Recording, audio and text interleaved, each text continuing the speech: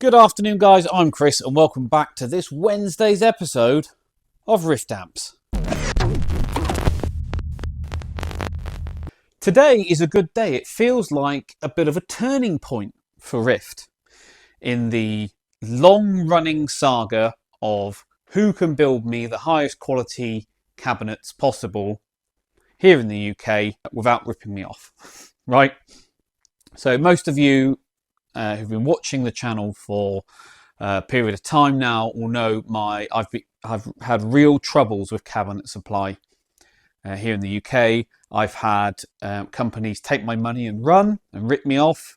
I've had companies deliver an inferior product team and promise me the world and that they can build cabinets to the fit, finish, quality, tone and standard that I require, that I demand, and they've been unable to do that. And so it's left me with using a handful of cabinet makers who are exceptional and build the most wonderful cabinets in every aspect, but they're busy and so supply is slow. It's been an absolute nightmare trying to find somebody.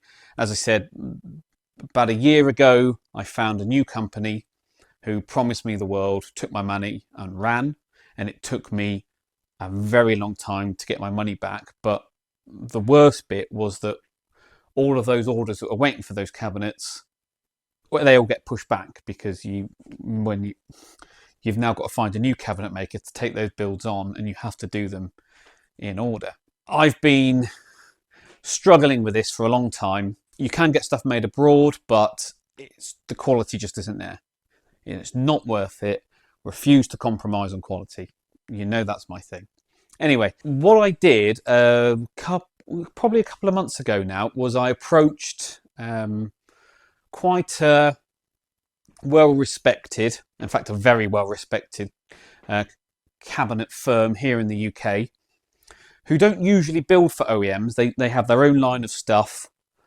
You know, they do their own stuff. And I approached them and said, would you be able to help me out? This is the kind of thing that I'm after. I'm not after a big volume of stuff all at once. I just want a continuous, like a drip feed supply, all of the same design. And so you can just keep churning them out. It's regular work for you. It helps me out. It helps you out. What do you think? And they said, yeah, we'll give it a go. And so I sent one to them. They stripped it down, measured it, blah, blah, blah, blah, worked out how to do it, took the project on, and they have delivered me the first production one, which is here, which I've now drilled, fitted, installed the chassis, speaker is in, etc, etc, etc. I am telling you now, this is one of the best cabinets I've ever had land on my bench. It is sensational, and that's not just hyperbole, that is how good this thing is. Because you know my rule, it has to be as good as where we currently are or better. It can't be any lower than that. It has to at least be the same standard as what I'm already getting or better. And that's what this guy has done. So I'm sure you've all worked out who it is by now, but yes, it is Paul from Zilla Cabs down in Cornwall. They have just smashed this out of the park.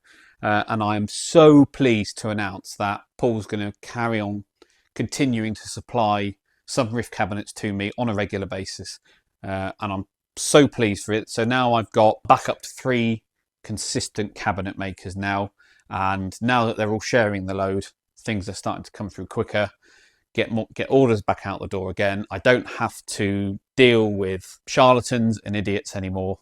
I've just got fantastic quality built cabinets from 3 very, very, very good cabinet builders. So it's all good news, and it feels like a big weight off my shoulder in that I feel like I've got this sorted now and I can move on and focus on something else, because I've been fighting the whole cabinet issue since probably 2018 is when I really first started to have struggles with cabinet suppliers. Of course, COVID didn't help. Yeah, all that kind of stuff. I know that. But I'm telling you, there are so many cabinet makers out there who come with a good reputation, but when it comes down to brass tacks, they are not as good as you think they'd be.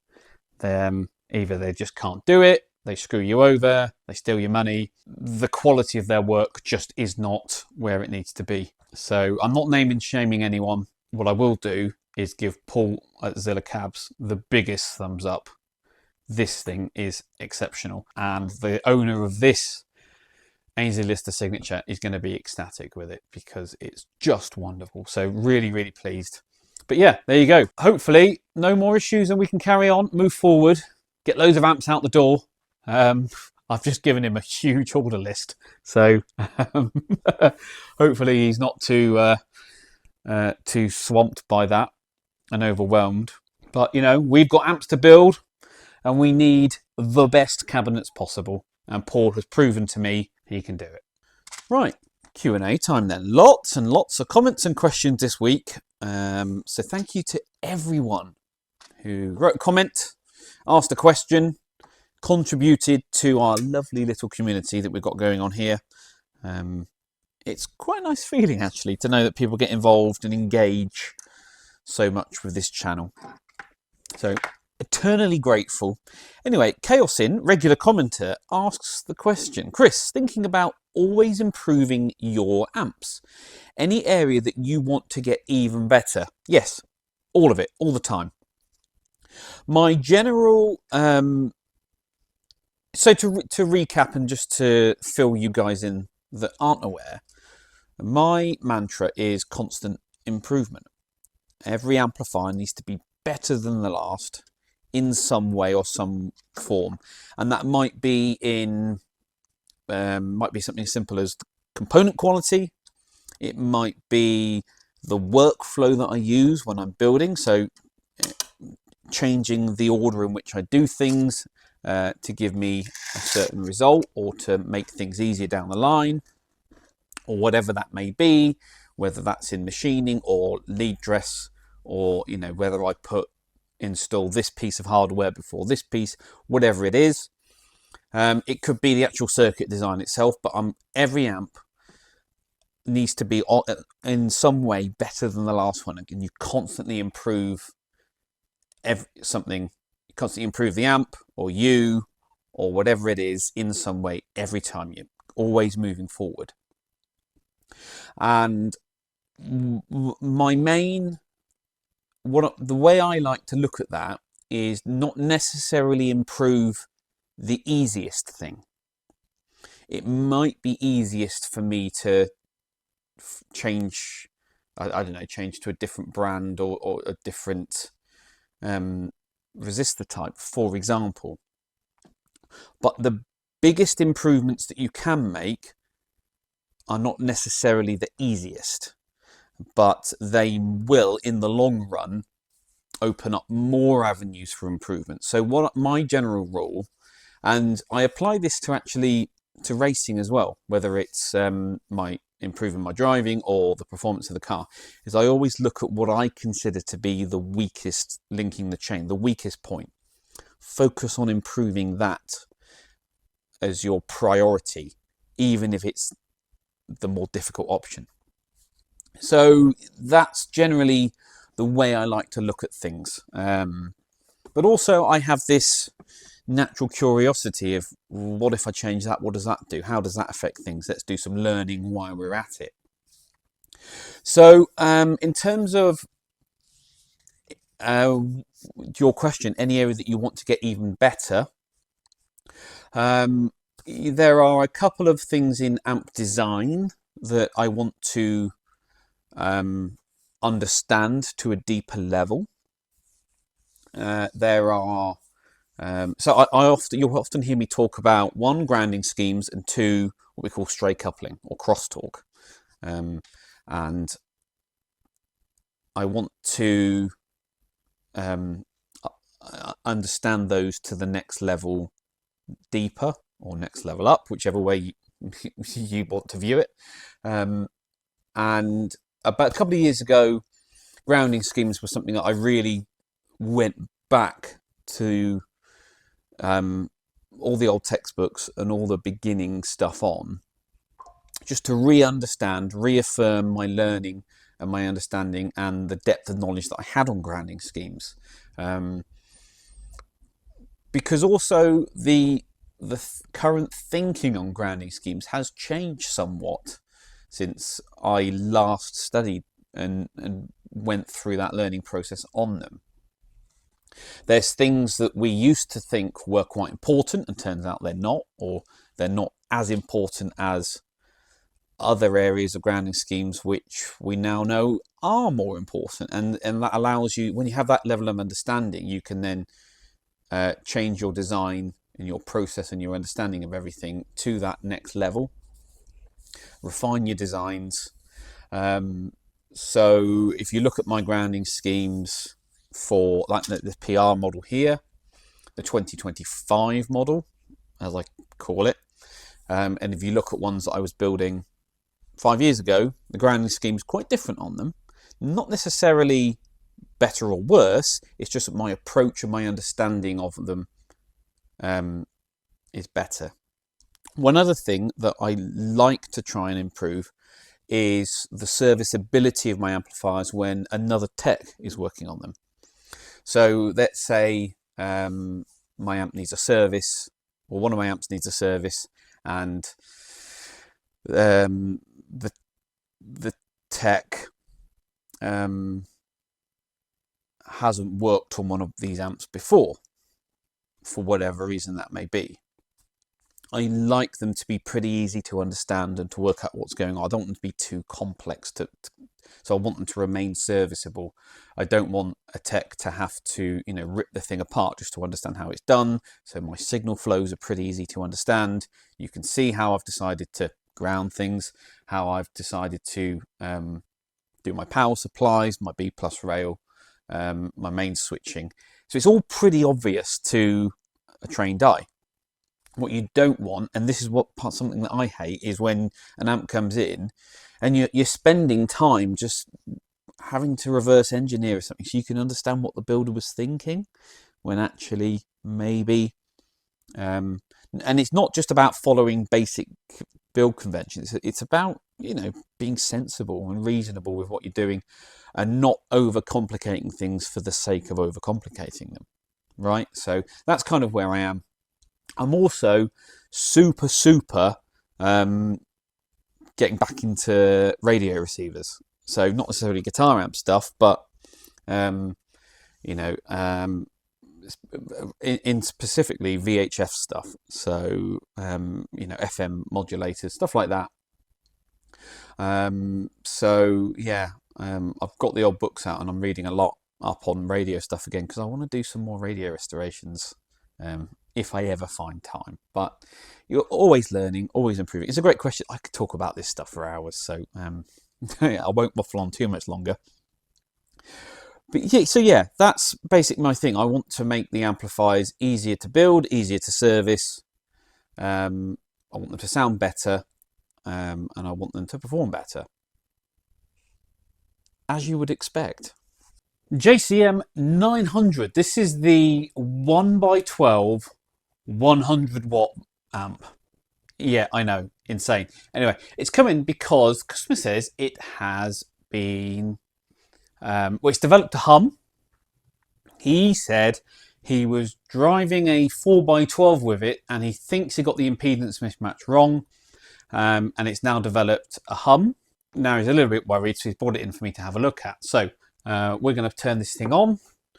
We'll stick a microphone up against the speaker. We've got FFT plot as well going, so we'll be able to measure the hum and see what we get, and I'll put that on screen for you as well. So let's go.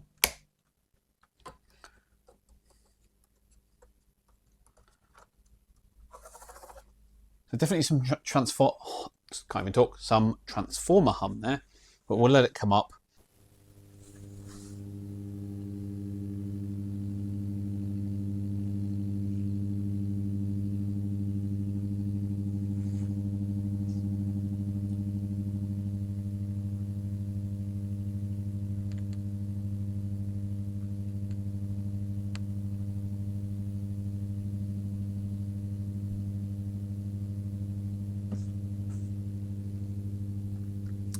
Okay, so we've got a hum around 100 hertz, and then we've got a 200 and a 300 hertz hum on top of that as well. So there's definitely a It's 100 hertz hum, which will be looking at DC most likely, so it's rectified. We're probably looking at something in the output stage. Let's get this chassis out and we'll have a look. It's probably a job for the lazy Susan, this, but we're up on some blocks anyway. What do we see then? Well, the first thing we see is we have a resistor here, R30, which looks rather burnt. There it is. Now, what do you want to bet that that's part of the negative feedback network? Because right here is the high-low switch. These are the speaker jacks here. This is your impedance switch right here. So there's definitely something going on around here. This resistor here looks like it's had a hard life, but not as hard as that one. Okay, so we've got something already internal. We've found something. So we need to get a schematic for this amp. Look where R30 is. See if that's going to give us a clue as to what's going on. Let's continue with our visual inspection. Come along to this side of the board. Everything looks, as far as I can tell, to be okay. Again, everything looks or appears to be okay. So the only thing that we can see, and the first port of call for our diagnostic direction, is going to be working out what this does. So I'm just having a look at the output valve sockets. Only 2 of them have grid stoppers. The middle 2 don't. Is that right? Yeah, so this one here does, and this one over here does. But the middle 2 do not. Is that right? Is that correct? We need to get a schematic, don't we? Right, so first steps in diagnostics that we've done. We've confirmed the customer complaint. That's step number 1. Step number 2, visual inspection. First thing we see is a burnt resistor. So I'm going to grab a schematic for this now. I believe it's model 4101. So we'll get the schematic for that. What year is it? 1991. Okay. And then we'll go from there. Lads, I found it. This is the new strap line for describing guitar tone. So next time one of my amps gets reviewed, I want to see that in the copy. Sustainable warmth. Daniel Saturnino, I recognise that name. I think you've asked questions before, mate. Welcome back. He says, is it illegal to sell an American spec amplifier, being as such a properly labelled equipment, to Europe? Okay, so we're going to work on the example that this is a new amplifier. A manufacturer must make sure their product complies with the regulations of the market into which it is sold. So an American amp builder selling a new amplifier to a UK customer has to make sure that that amplifier complies with all UK laws, all the appropriate, all the applicable ones, right? And this is what I try and point out to people, is that there are a lot of these guys who don't do that, and they get that wrong and they misunderstand it.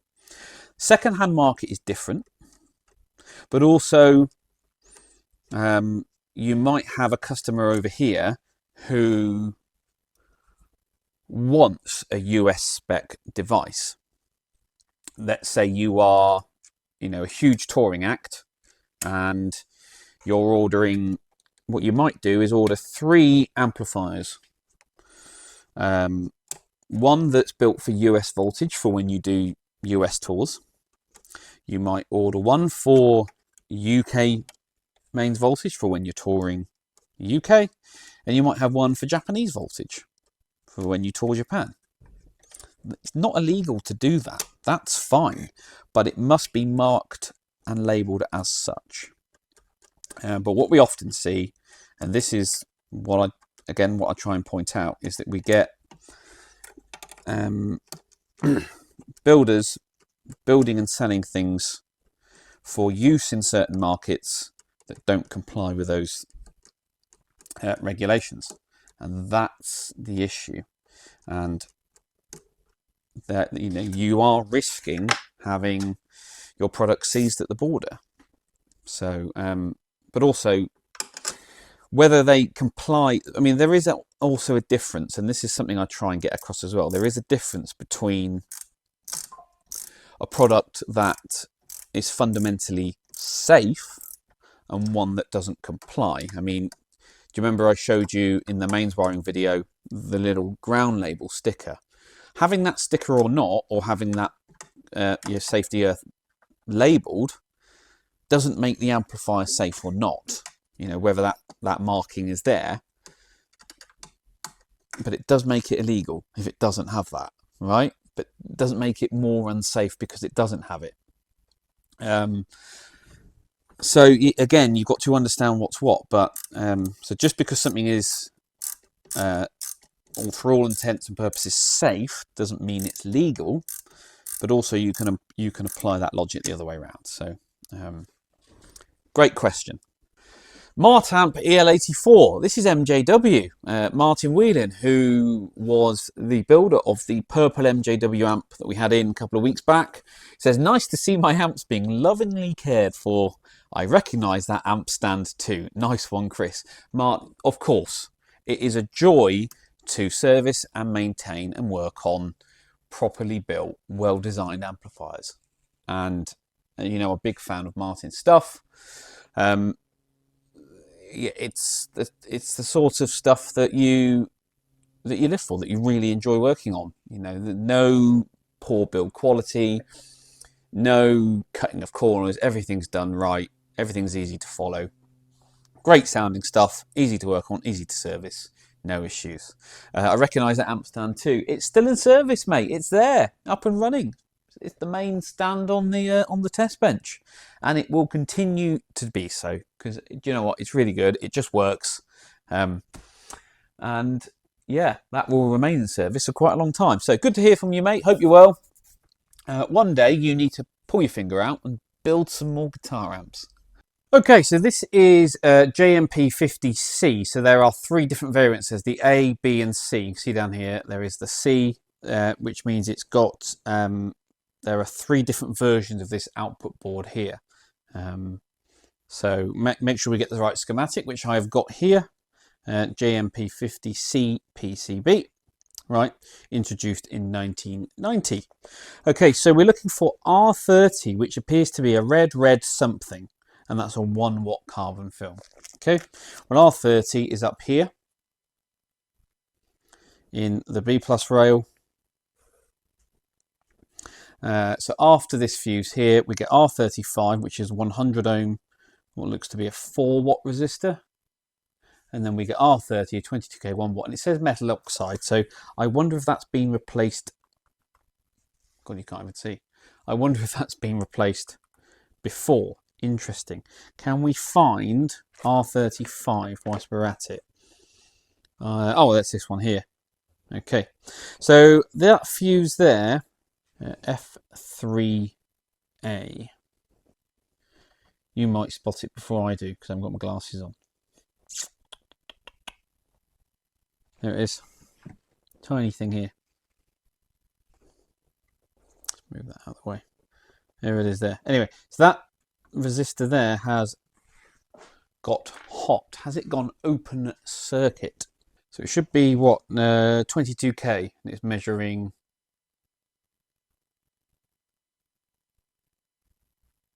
quite a lot more than that. Interesting. Okay. So what would cause that to get hot? So our current is being pulled this way through the fuse, but the fuse didn't blow. That resistor does look rough. So, but it's got to be downstream of this, and downstream of this is the preamp. Interesting. And you've got these filter caps here. Okay, so that R30 sits across these two caps down here.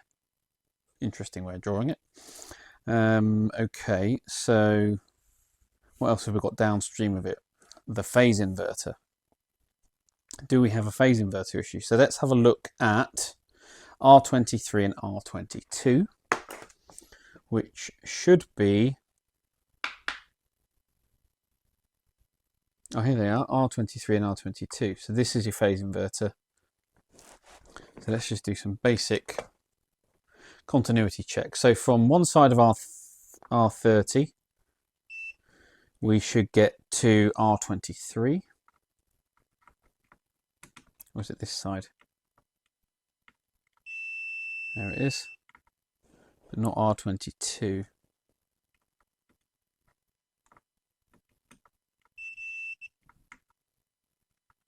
Oh no, it's just my meter. Okay, so this connection is good. The other side of it, sorry, that was that side, wasn't it? So this side of it goes to where? One side of the 100 ohm. There it is. And the other side of the 100 ohm should go to this fuse. And that fuse is open. That fuse is good. Cool, okay. Here's some very basic checks to do. So what's going on with this resistor then? Well, who knows? Who knows? 22k 1 watt. Snip. So we'll measure it again. Now it's out of circuit. What do we get?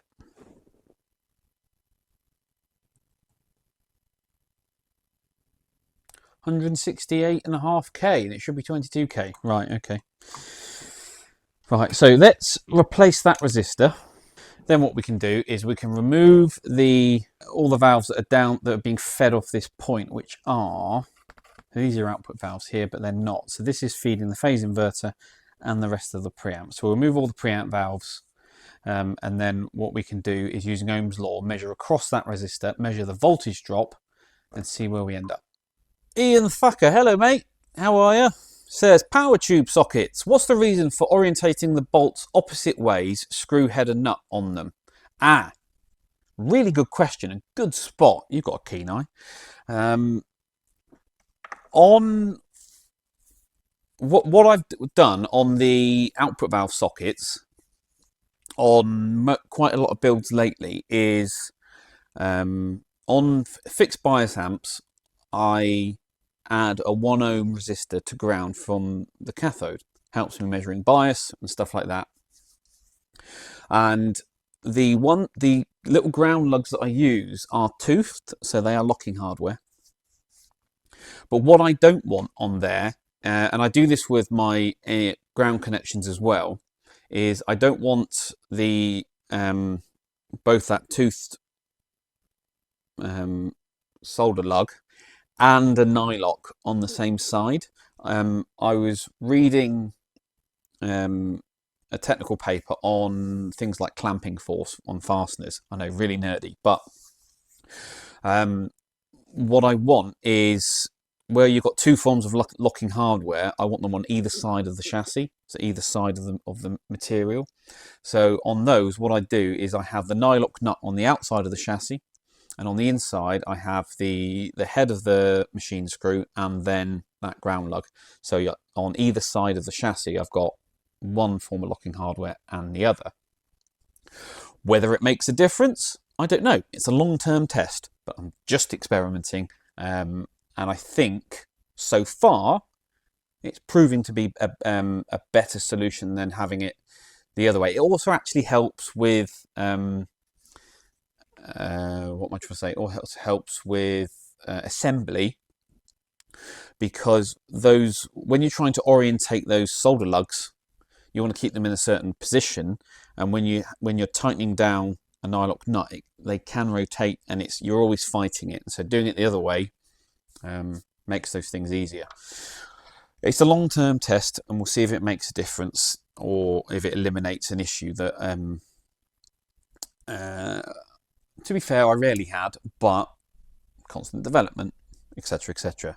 For your OCD, I know it's not right, and I know it annoys some people, but when your ground connections are super important, and so doing everything you can to keep them as strong and stable can only be a good thing, right? So yeah, that's all it is. It's just me trying to improve things in a certain way, trying to keep those ground connections secure, helps with assembly. And yeah, as I said, I was reading this thing about clamping force for fasteners, and so I thought we'd try something out. Rax Effects, who is the chap who's very kind and sent me the Hot Holder Pros, says he discovered that the Hot Holder's base is a suction cup which fixes it to a flat surface. Yeah, it does have a raised profile. Does it stick to a flat surface?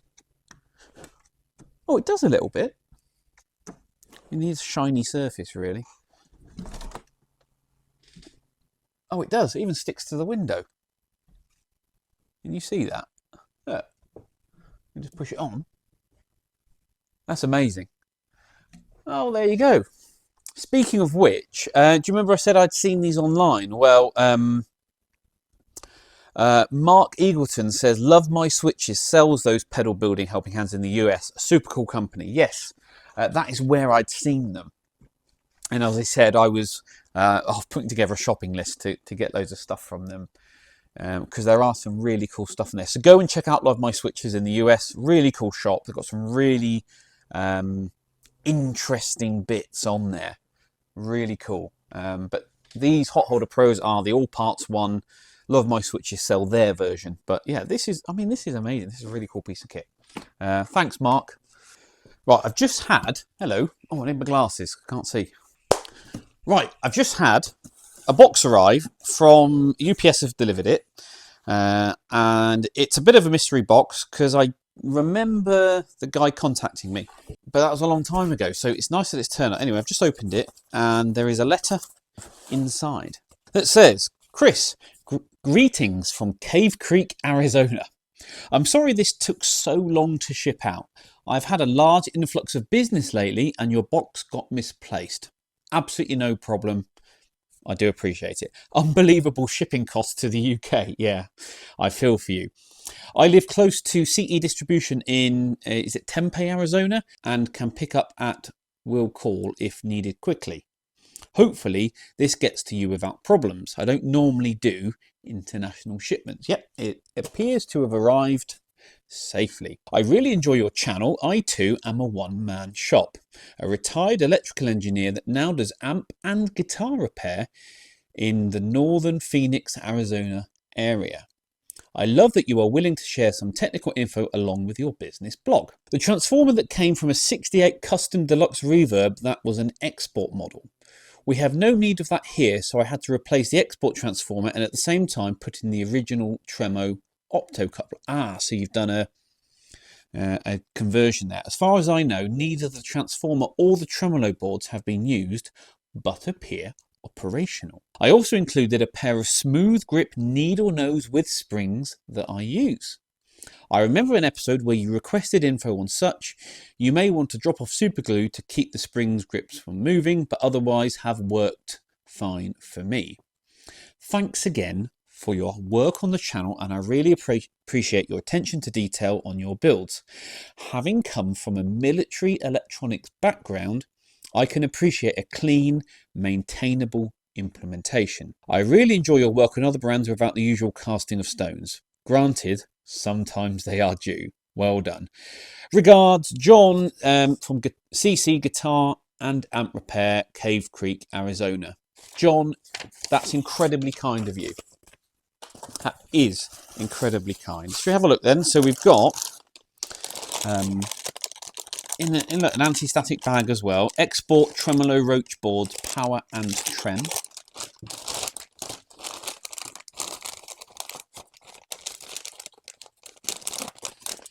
See, these will be really handy. Really, really handy. If I ever get one in, it needs one. Oh, and he's kept the hardware on too. That's fantastic. Yes. Yeah, so these are the little tremolo boards that they use in those deluxe reverb custom ones. What else have we got in the box then? Needle nose plier set of 2. 6-inch needle nose. Perfect. Look at these. Fixture. So we've got a straight end. Well, they've got a nice action on them. With the return spring. And do you remember my rule is that they can't be too grippy. So they have to have the perfect amount of slide. They feel great. And look, there's an angled bent pair as well for really getting in there on stuff. Oh, that's so kind of you. Thank you so much. I really appreciate that. Fixture needle nose pliers are made of drop forged carbon steel with pro heat treatments coated with an anti-rust nickel and are wear resistant and very durable. Very, very lucky. And what else have we got in here then? Got a US, no, that's a European plug, I should say, sorry. That can go in my spares box. And here's the transformer. So this will have all the European taps on it. Yes, it does. So I've now got a spare for a custom deluxe reverb, or any deluxe reverb really, should we need it. John, you are too kind. You are too kind. All the way from Cave Creek, Arizona.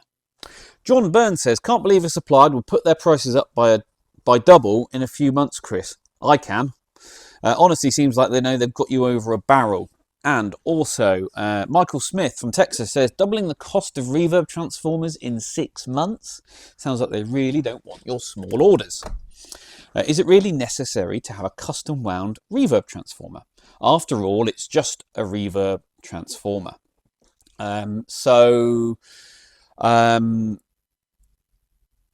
The beauty of it used to be that these small engineering firms loved doing small runs of orders, and they would do so at a reasonable cost. You know, a small firm like me could have my cake and eat it. I could order small batches of stuff at a reasonable price as and when I needed to. And I know that seems to go against a lot of conventional thinking on stuff, but again, that was the beauty of it. You know, there were a lot of places where I could go to and say, look, I just need 5 of these, and I need 10 of these, and I need 8 of these, and can you do 1 of these as a custom whatever? And it could be done, and you get it at a reasonable price, and it allows you to remain flexible and not outlay a huge amount of money up front and sit on that debt for a long time. And it allows you to remain flexible as well. So, and there were a lot of firms that allowed you to do that. And a lot of them are dying off. A lot of them are evolving now, and they just want the big orders. And you've either got to pay it or you've got to go elsewhere. So it is tough.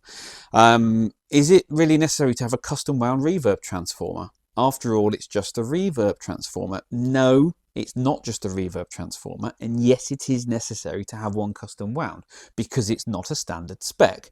It is unique to that particular model. It's a strange impedance that we actually run as a mismatch to get the very particular sound and the way that we underdrive the reverb tank in that unit. And it's actually the winding method for it is quite unusual. I'm going to give you a bit of a secret here. We found that in between the insulating layers between the windings, usually you go for 2. That seems to be the standard way of doing it.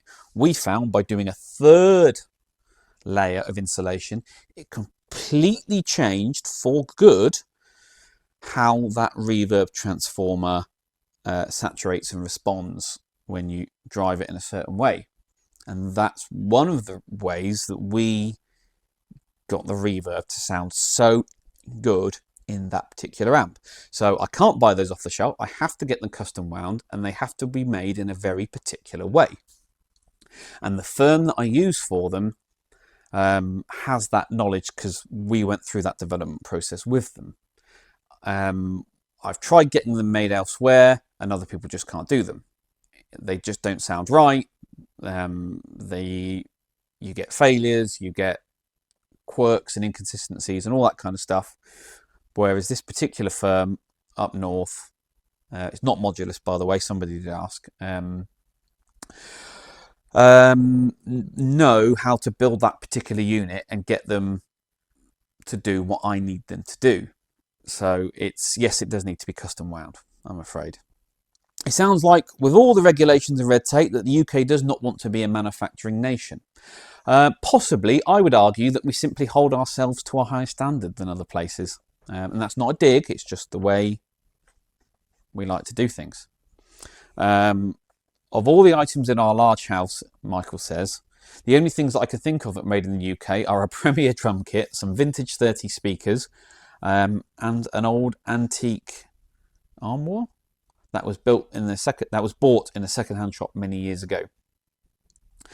The problem with a lot of Western nations is that we went through a period of time where we encouraged our workforce to upskill and to move away from blue-collar jobs into, more academic roles and, middle management positions, just upskill everything.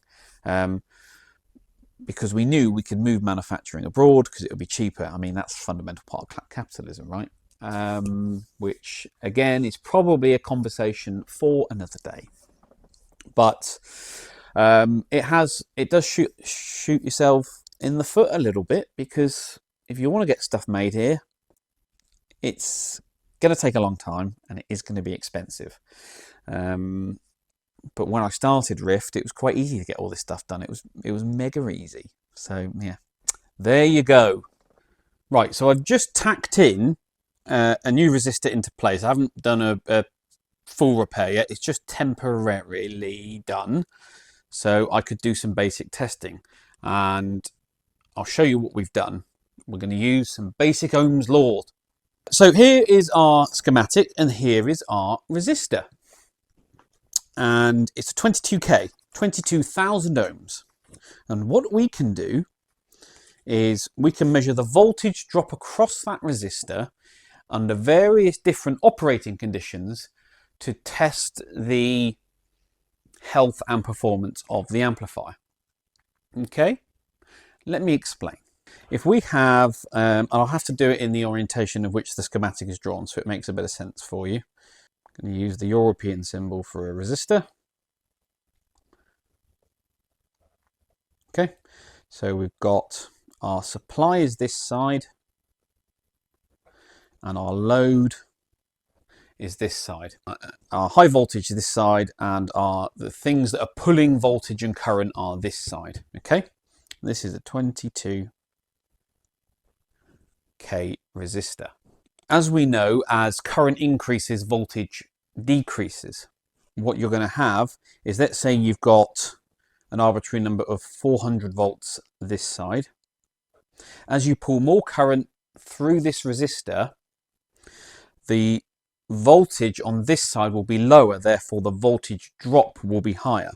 So for example, let's say if we end up with 300 volts on this side, the difference, the drop, is 100 volts. And the lower this number becomes, it must be because this number has increased. Yeah? All right, basic Ohm's law. Remember, V equals IR, voltage is current times resistance, and Joule's law, watts is voltage times current. All right, so that's what we're going to do. So we're going to measure across this point. So we're going to be measuring this number here across the resistor. And as long as we know the resistance of it, and we know this number here, we can measure how much current, or calculate how much current is being drawn through that resistor. So here's the resistor in circuit, and we're going to first measure it. The only things that are downstream of this, as we measured, as we know from before, is the phase inverter valve, but also the preamp, so the two ECC83s that are in the preamp. So we're going to measure it with all three preamp valves removed, and then we're going to add the phase inverter, measure the drop. We're going to add V2 in, measure the voltage drop, and then finally add V1 in and measure the voltage drop. All right, here are my results. So R30, so 22K resistor, the voltage drop across it with all three preamp valves removed. And yes, I know for the pedants out there, phase inverter, you might not consider it to be a preamp valve, but for today's purpose, we are. 2.4 volt drop across that resistor, divided by 22,000 ohms. I mean, we've got a negligible, I always struggle with that word, current draw, so we'll just call it 0. All right. We could also then work out the heat dissipation of that resistor to make sure it's appropriately sized, right? Okay, so that's that. When I add the phase inverter valve in, V3, our voltage drop increases to 51.6 volts across the 22k resistor. Means we have a current draw of 2 milliamps or 0.002 amps. As a rough rule of thumb, a triode like that will draw roughly 1 milliamp. All right, and you've got a dual triode there, so 2 is about correct. Well, that all seems okay.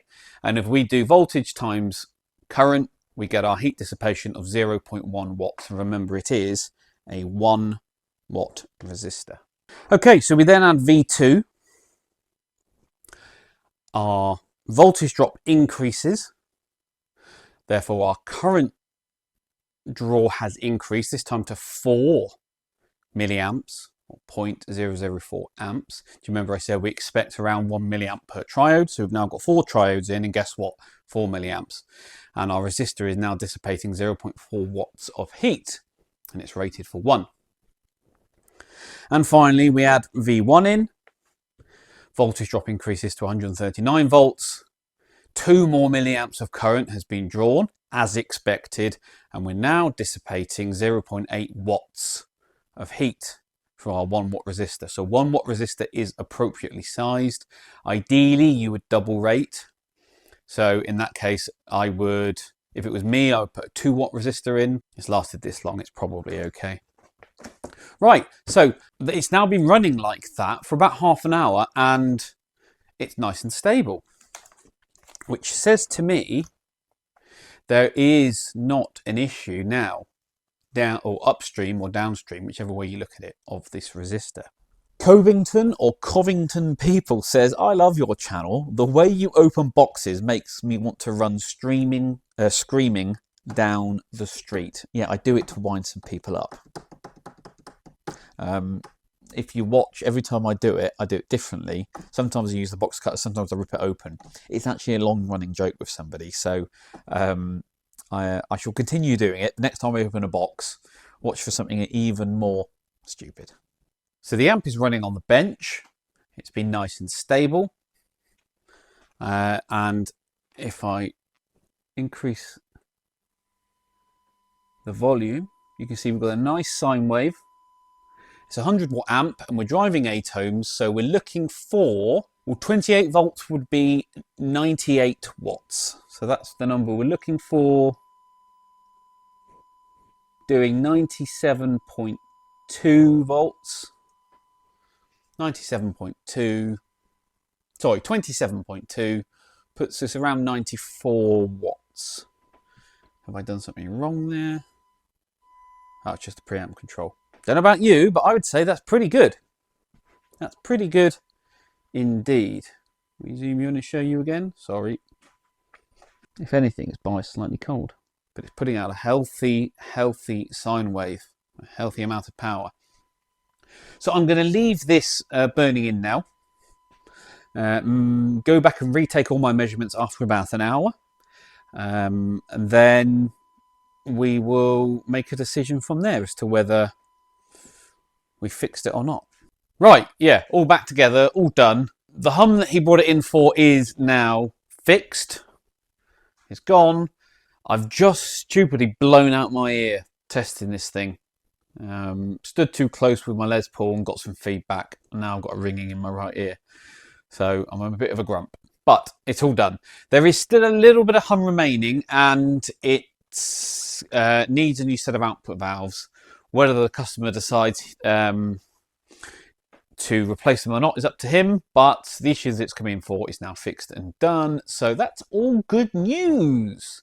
So what do we learn from this? Well, Some amps can handle an impedance mismatch, others can't. I suspect that if we look at the schematic for the amp, the impedance mismatch, the negative feedback, which of course would have changed if you're running a different load on the output transformer, feeds back into the phase inverter where the presence control is. So I suspect that because he did bring into me a spare valve, a valve that he said was in the amp and that he'd replaced. So I suspect that's what happened. I suspect that he just overloaded the phase inverter, and that's where your issues came from. But yeah, we're going to call that one done unless he wants me to fit a set of output valves to it and bias them up. But yeah, we'll call this one complete. Well, that's it then, guys. Thank you very much for watching once again. As always, please give this video a thumbs up, or your comments and questions down below. Subscribe and hit the notification bell if you haven't already. If you're feeling super generous like these guys have, why not join the channel, and I will catch you all at the next one.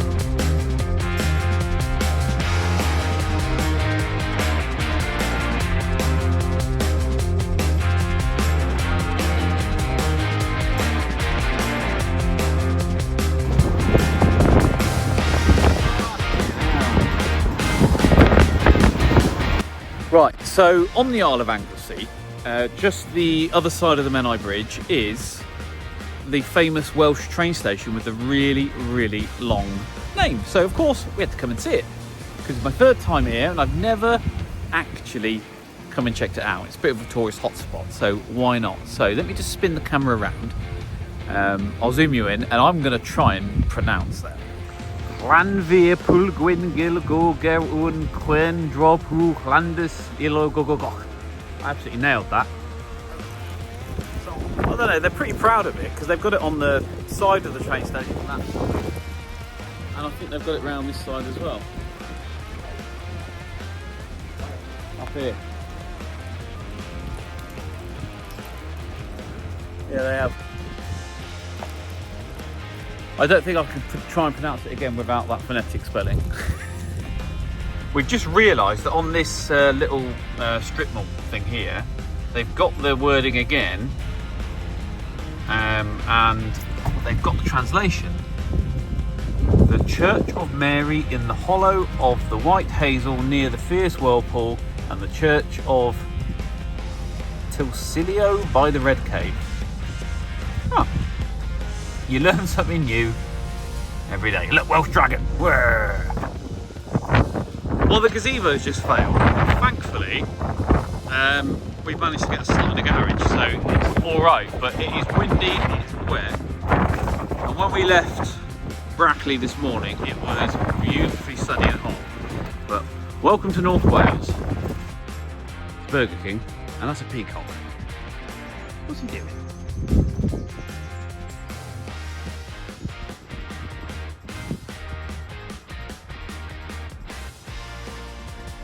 He's having a groove. You know me? He's waiting for his whopper. Right, first practice session done. Car felt great actually. So we've just got it up on axle stands. We have just bred the bled the brakes. Doing a nut and bolt check, but it's pretty much good to go. Just need to fuel it and then get the wheels back on, fuel it, go get it weighed and get it weighed. But apart from that, it's good to go. It's running great. Yeah, it felt really fast. I set a fast lap time of the yellow BMW, so trying to beat them this weekend for the championship, and we'll keep going with it. Right, so that's qualifying done. I actually got a little bit confused. In the morning free practice session, I actually broke the lap record for our class by 0.7 of a second. So clearly already on the pace, and I've just gone another 0.4 of a lap faster than that, stuck it on pole position by 1/10 of a second. So I am in a great mood. It's amazing how quickly a pole position can turn your day around. Absolutely brilliant, fantastic. Got a long wait now till the race. Last one of the day at 5:45. But car feels great. Just got to do some basic checks on it, get the fuel in it, rest of the fluids, and then, yeah, clearly we're fighting for the win. Right, motorsports round 3, here at Anglesey are on pole position. As always, racing the yellow BMW and the red Nova behind. I've got a shorter success penalty to serve than the yellow BMW, 15 seconds shorter. So, this is probably my best opportunity so far to get myself a win. But we'll just take it as it goes, be smart with the strategy, and see where we are in 45 minutes time. Let's go!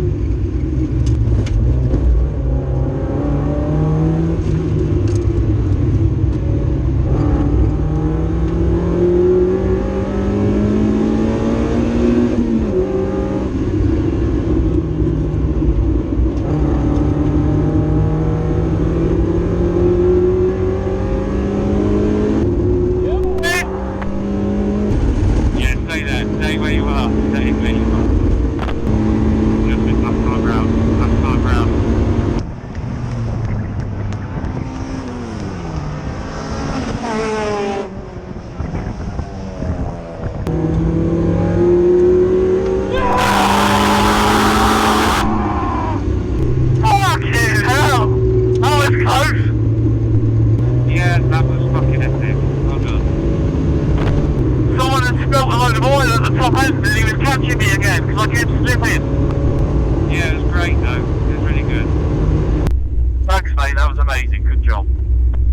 Yeah, really happy. Sorry, I'm rushing to the toilet. Do you know who set the fastest lap? Off the top of my head, possibly you, because you've done a really quick one. Because if I did, I should only be 3 points behind the Adcocks now.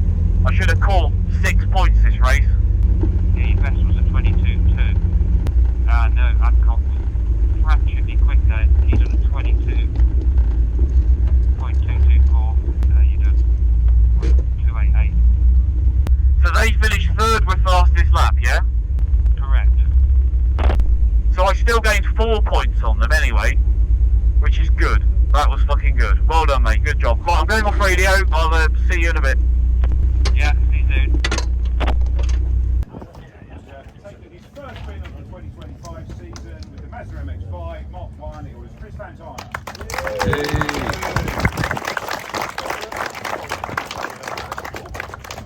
Thank you very much.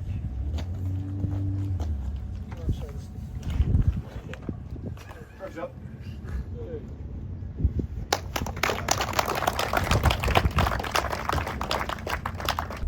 Well, as you saw from the footage, I won. Got the winner's hat on. I have the P1 trophy. So I've got pole position and the race win. Fortunately, I didn't get fastest lap by 0.5 of a second. It was such a tiny margin at the end. But that's how great racing is. Yeah, really, really good day. Car was faultless. Really good on the pit stop. Fantastic lap times. Really, really good. Dealt with the traffic well. There was some oil on the circuit, so I had a couple of moments which I almost lost the win. I think some of those were quite sketchy, but anyway, managed to keep it together, bring it over the line. Fantastic, really, really happy. So we've got a 3.5-4 hour drive home now. Probably a bit longer if we stop. We have to get some dinner, get some fuel as well. But yeah, that's it. Hope you enjoyed the bonus footage this week. And I shall catch you all at the next one.